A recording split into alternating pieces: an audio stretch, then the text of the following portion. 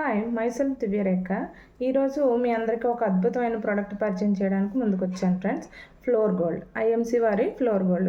ఇది ఏంటి అంటే ఫ్లోర్ని క్లీన్ చేసుకునే లిక్విడ్. Okay, clear. బయట దానికి దీనికి డిఫరెన్స్ ఏంటి అంటే బయట లిక్విడ్ అనేది కెమికల్, ఇది నాన్ కెమికల్.